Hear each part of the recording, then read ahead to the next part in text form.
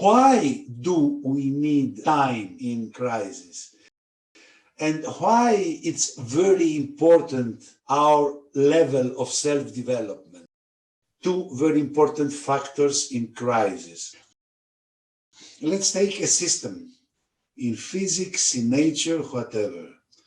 This system consists of different elements inside. It can be a family, it can be a human being. Let's take a human being. Different elements inside. What the system is, it is the result of the interactions between its parts. The more elements they react between them freely, the more authentic and functional is the state of balance of the system. We are not only our conscious part.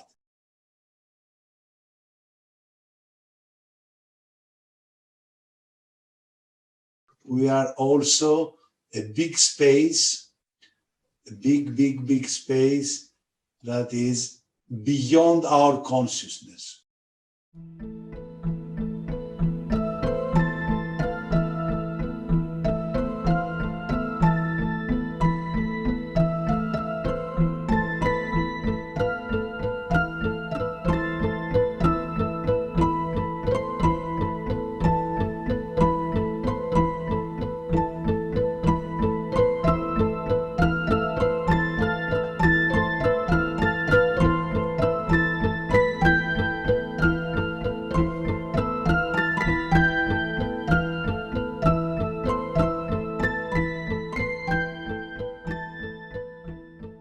What we are is not a result only of our conscious part.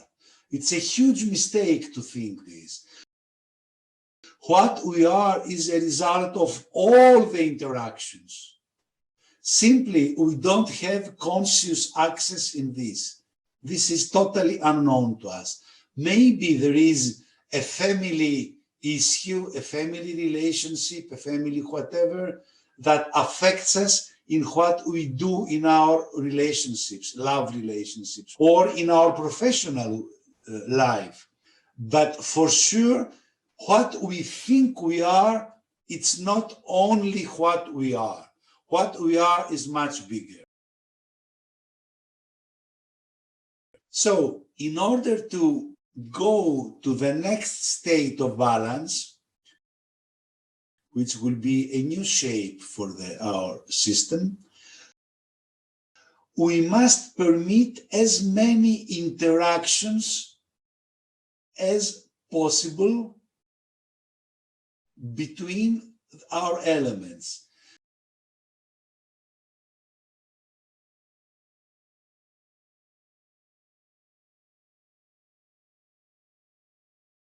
If my shadow is like that, it's more or less okay.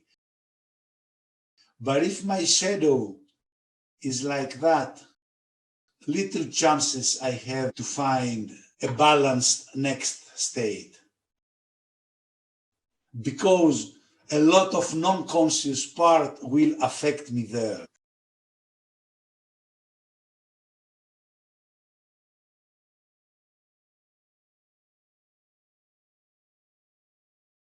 Crisis, it's a very good period to do a beautiful psychotherapy or do whatever supports my self-knowledge.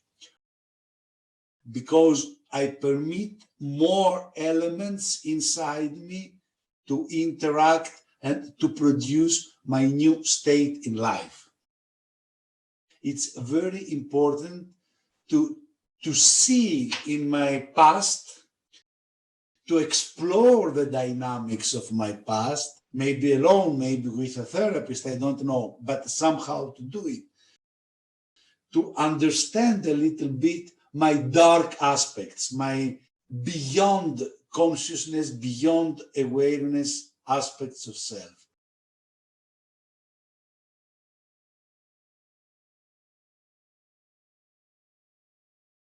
Biggest mistake in crisis is to take ourselves as given. First acceptance we must make that in crisis, a lot of things pushed in our darkness, in our shadows, in our non-conscious parts, are affecting what we are experiencing. It's a mistake to think that the crisis has to do only with our conscious parts. It's a huge strategic mistake to think that what we see are the interacting elements of our crisis.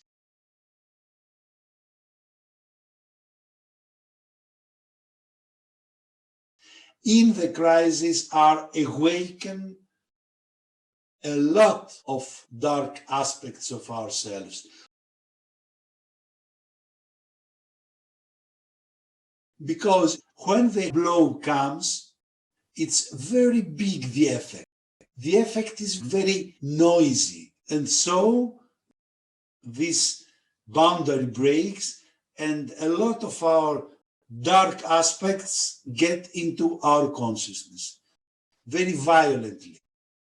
So we do not recognize ourselves, our habitual selves.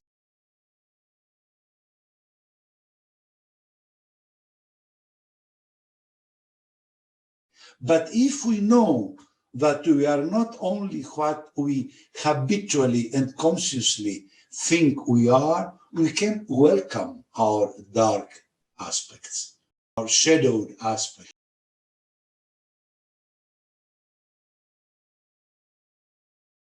The same if there is no external factor. If it is internal, the crisis only, it means that a lot of storm happened inside and the pressure became very big and it exploded. A crisis can be, in other words, keep it in mind that, just an explosion of our shadow. Because we neglected our shadow for a long time.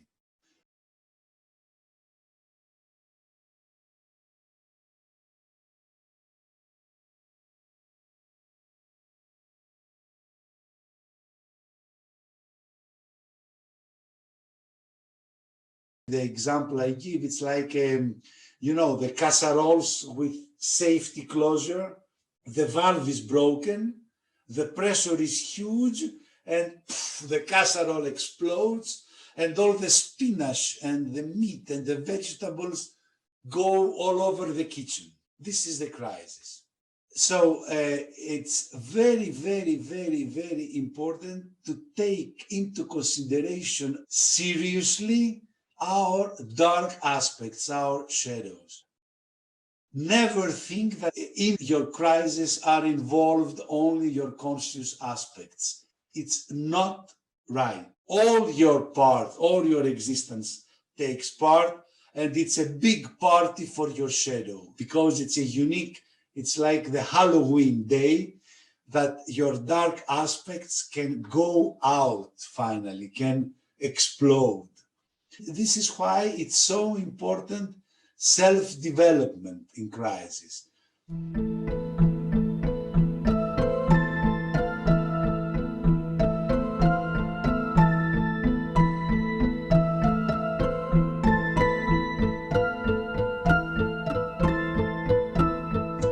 Let's see why time now is so important. When the blow comes, the interactions inside are really crazy. Really, it's like we do an Nescafe frappe. We do like that, shake, and everything moves very violently inside. Our elements interact in very violent ways. So there is no chance, we know it from physics, if the particles are very quick, there is no chance to form an island of order. There is always disorder.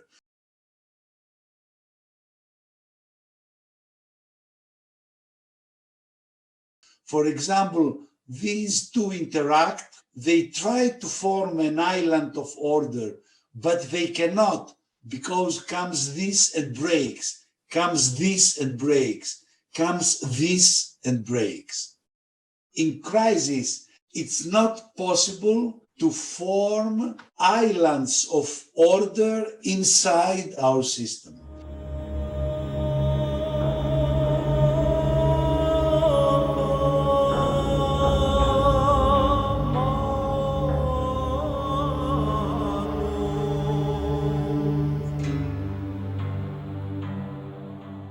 Anyway, in all complex systems, after a certain time, these two, let's say, form a stable connection.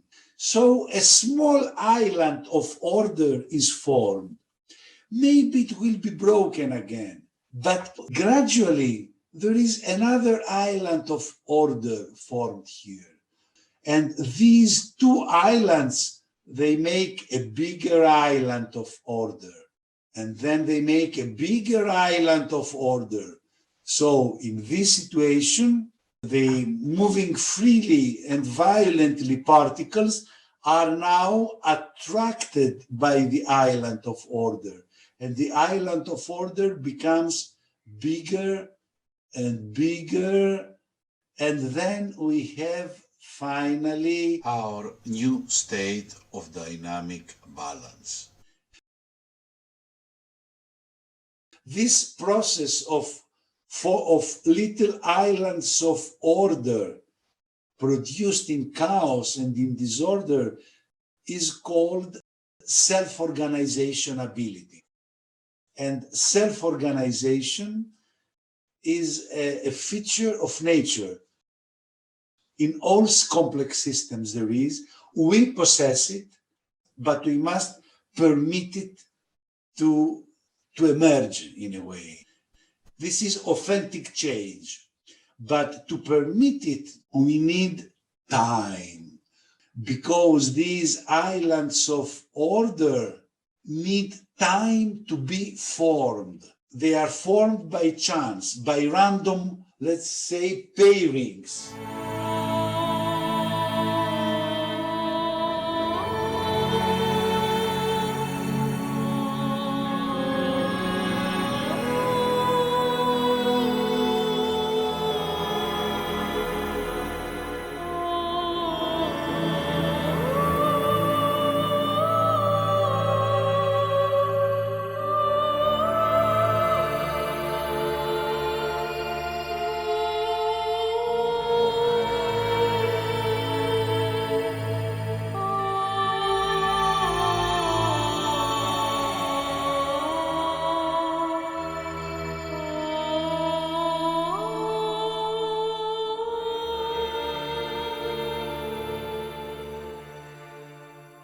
Authentic change can be very surprising for us. For example, I was liking very much to go to, I don't know, to go out, to go to bars, to restaurants, to listen to music, to enjoy myself with friends. And now the new order that came into me produces a new Petrus that prefers to go to meditate on the mountain or in front of the sea. I am surprised from myself. And I say, how can this happen? Yes, it can happen, because new combinations produce new results. So, new combinations of aspects of self produce new aspects of self, and very surprising ones. So there comes another very important factor in crisis: to be ready to welcome, no matter the surprise, our new emerging aspects. Be ready to welcome.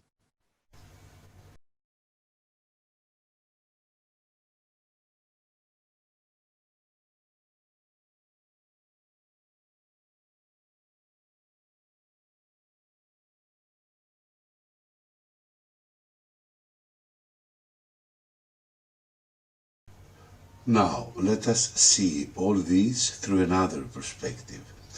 Here is a human being with his conscious part and his non-conscious part.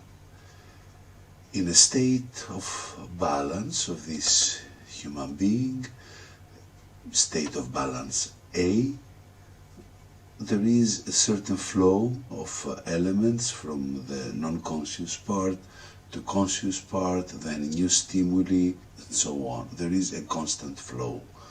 Through this constant flow of material, state B will be comfortable and functional for both the conscious part and the non-conscious part of this human being.